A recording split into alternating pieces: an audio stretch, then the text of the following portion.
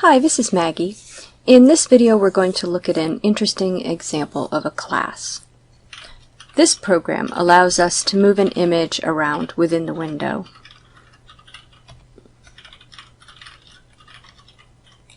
You can see that I can click on the image. It draws with a white frame indicating that it's selected, and then when I click in another location, the image is moved to that location. If we look at the implementation, we can see that there are a lot of functions and variables that relate to the image, but that are scattered throughout the program. We have a function to load an image from a file and create a surface, a function to move the image, a function to find out if the image was clicked in, and a function to draw the image. We have the XY coordinates of the image stored in main, and we have a separate variable to store the current selection. Suppose we encapsulate all of this functionality into an image class. With this program with one image, it might not seem entirely necessary, but imagine if we want to have multiple images. We'd have to maintain a set of coordinates and a surface for each image. It makes more sense to put it all together in an object with operations that use and modify that data. So let's start taking this apart and putting it into an image class. And we'll keep this as the program that creates and uses image objects. And once we've rewritten this with a class, we'll see how hard it is to add more images. So I'm going to save this file under a different name, and I'm going to write my class definition in a separate file called image.py. And I'll write class image, and I'll annotate the fields.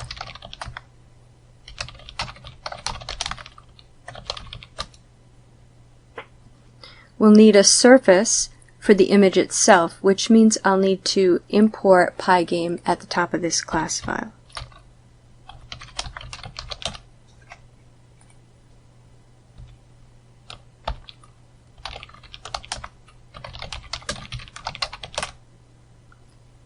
And we'll want to store the X and Y coordinates for the image's location within the window.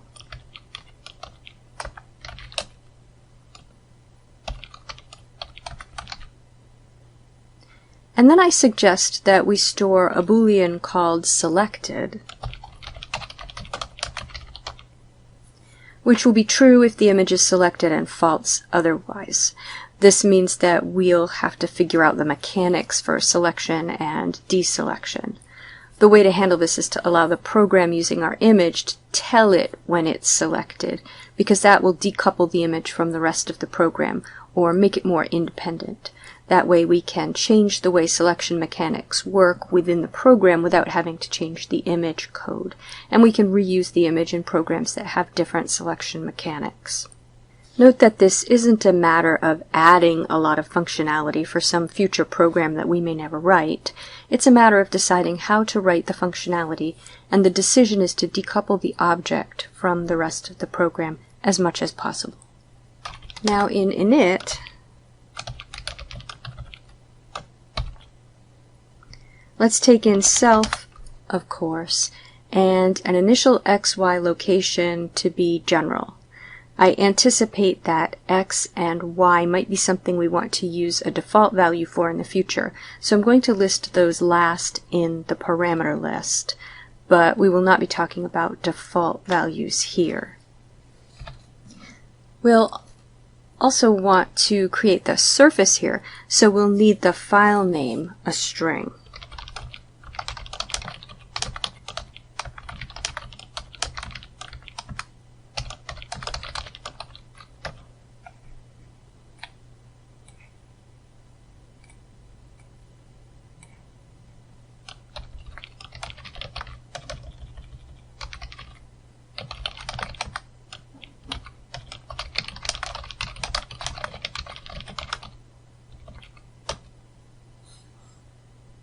Now I will set the self.x field to the x parameter, y to the y parameter, and selected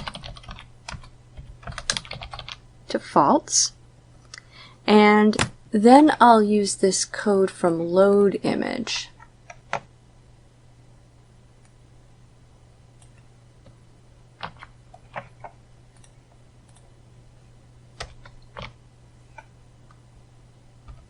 to load and convert the image.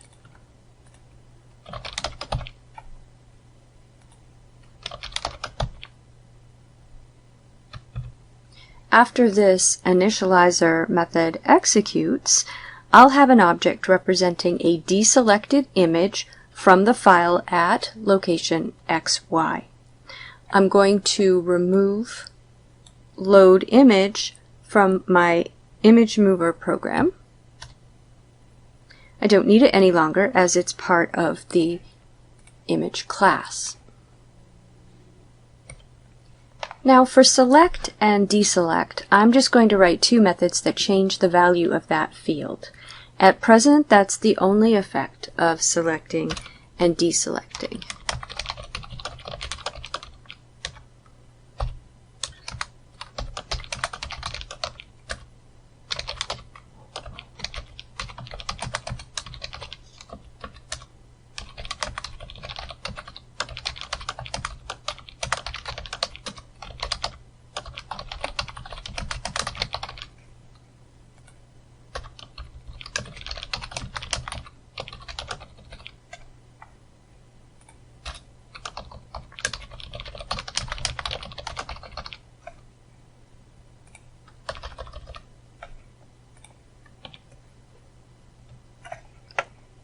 We'll keep the move function, but we'll make it a method.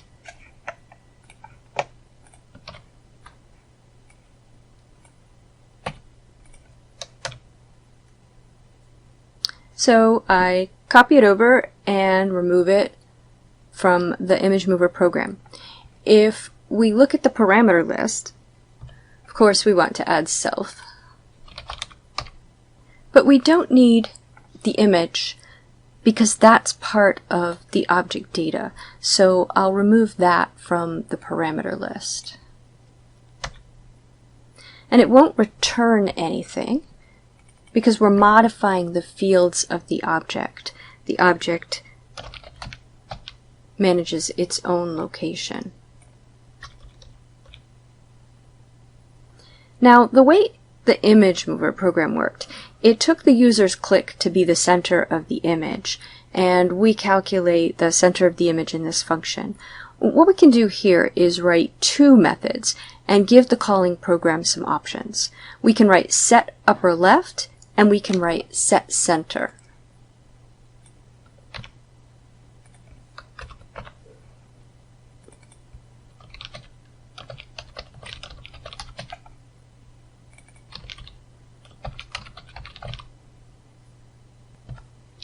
So if this is set upper left, we just set x and y to these values.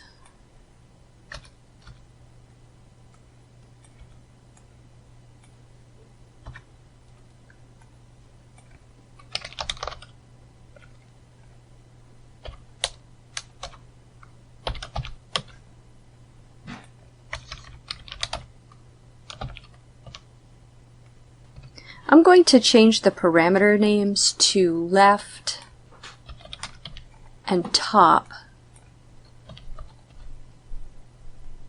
to make it clear that those are the coordinates that should be passed in.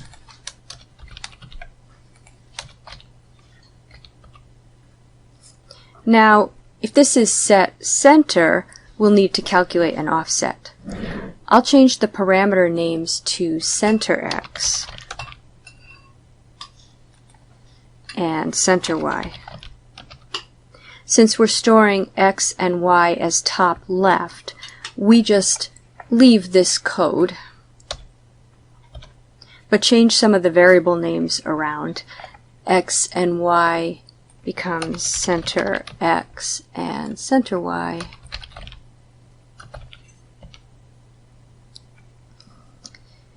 And we're assigning the result of this expression into self.x and self.y. And we're working with the image field. Okay, now we have a select method, but really what this method needs to do is let the program that is using an image know if an XY coordinate is within the frame of the image. So I'll change the name to contained in.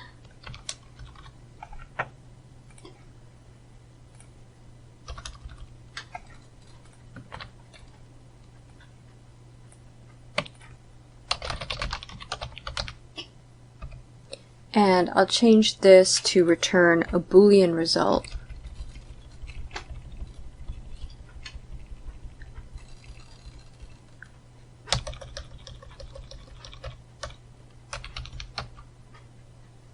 So we can get rid of a lot of the code that's inside and all of the parameters except self, x, and y.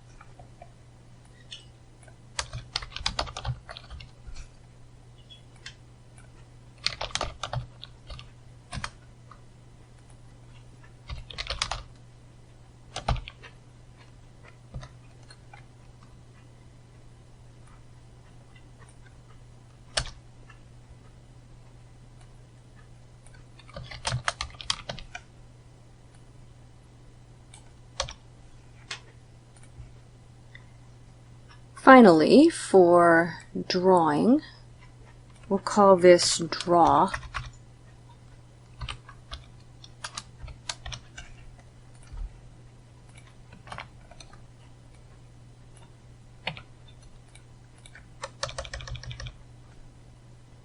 And the only parameter we need besides self is the surface to draw on, which I'll call surface,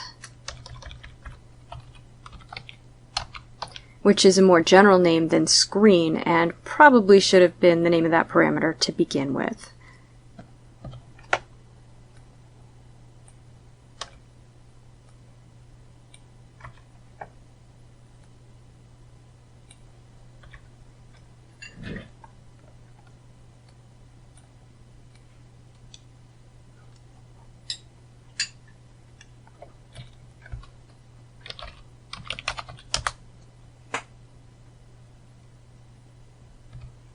And we'll just check if it's selected and draw the border if selected, and then draw the image using self.image and self.x and self.y.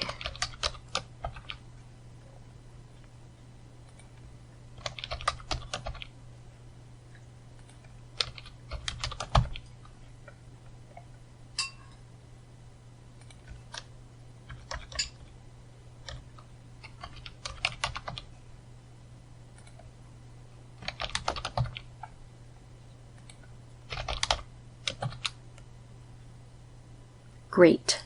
So the class is written. We have an image class now that knows its own image and XY location and whether it's selected, and we can ask it to select or deselect. We can ask it to move in two different ways: set its upper left coordinate or its center coordinate. Find out if there's a click inside it and we can ask it to draw. And our original program is very diminished. We've removed all of the functions. Let's see how we need to rewrite what's here to use our new class. We don't need to keep track of image X, image Y, or selection. Those are part of our object. Looks like image was never annotated in our program. We'll be sure to annotate our object.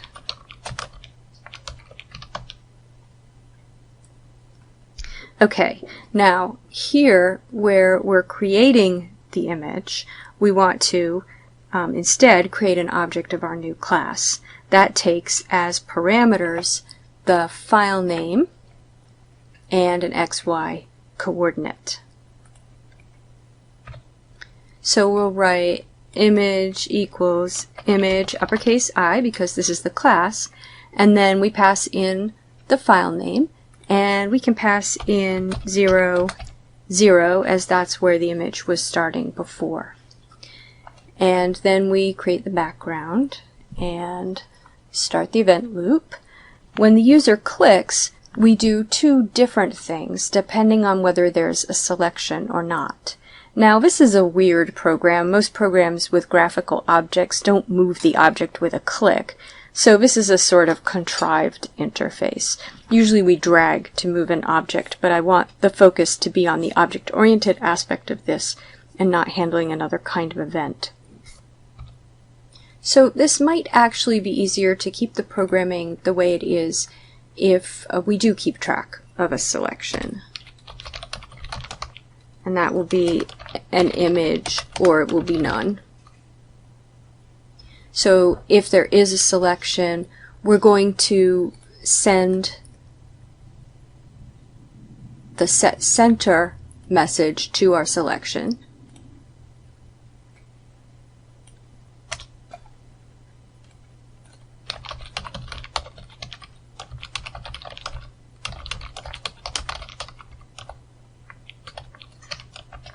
And set the selection to none.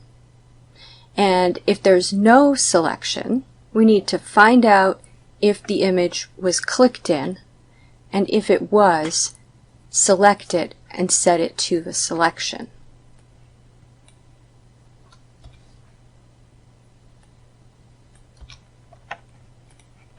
So we'll use contained in,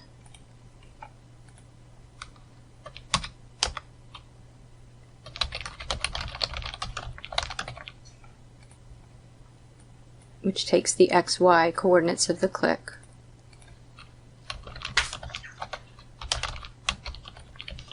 And will return a Boolean result. So if it was clicked in, we're going to tell it to select, and we'll set selection equal to our image. And then down where we're drawing, we just send the draw message to the image, with the screen as a parameter as the surface it needs to draw on.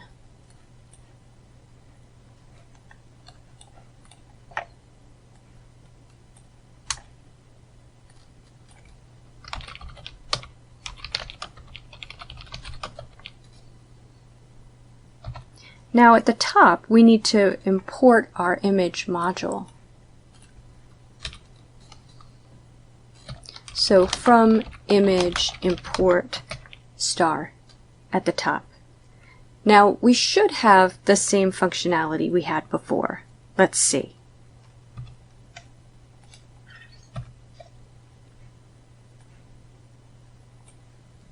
Okay, this will not be a thorough test.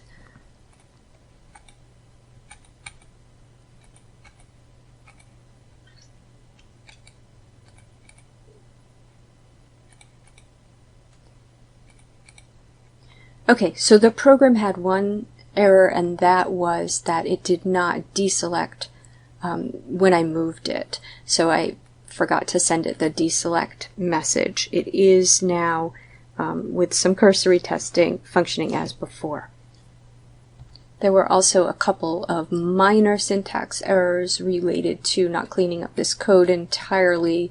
not deleting the colon here and not changing this from screen to surface. So I did want to show those syntax errors were corrected before I ran it. Okay, so suppose we want, instead of one image, to have several. How hard will it be to change our program? Sticking with the artist self-portrait theme, I have two other images. Now, if I were to create three separate images, I could write image 2 equals image klo.ping, it's lowercase k, 0, 0. And similarly for image 3. But it makes more sense if we put them all in a list. Then we can have any number of images. So we'll call the list images, and we'll just put those image instantiations in the list definition.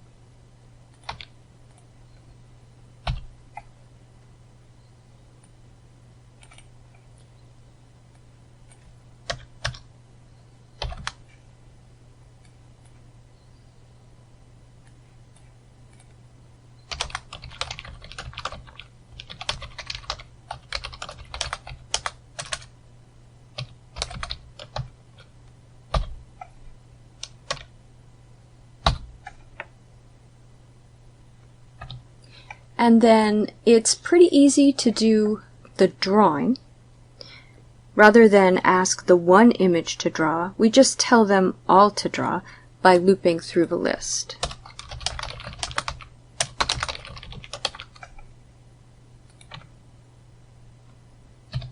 The event handling is slightly trickier. Let's think about how we want this to work again. It will be easiest if we keep track of the selection, as we have been doing. And if there's a selection, we'll move and deselect it. If there's no selection, then we'll find out if the user clicked in an image. What if the click was contained in all three?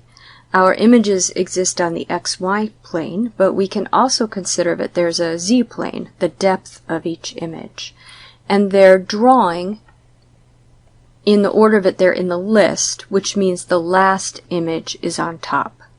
So if the user clicks, we want the last image in the list that contains the click, because to the user that one appears to be on top. That's the one they clicked on. So we'll loop through the images, and the last one that's clicked in will be the selection. After we've looped through, if something was clicked in, we'll tell it to select. Now we have to think about how the interface should work with multiple images, but that's really part of the specifications. As far as programming, we didn't have to add anything to add 2 more images, we just added code to create them. Now we can add 100 more images, if this works, and we have all of the code in place to handle that. No change at all except creating those new image objects. Let's see how this works with multiple images now.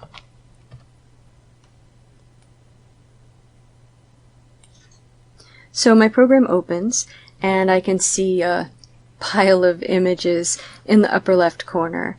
I click, and the image on top selects. I click again, and it moves. Let me peel off another image. Okay, now I can see all 3. And, except for forgetting to deselect again, it works pretty much as it originally did. Let's go fix the deselection. That problem is right here with not changing that name.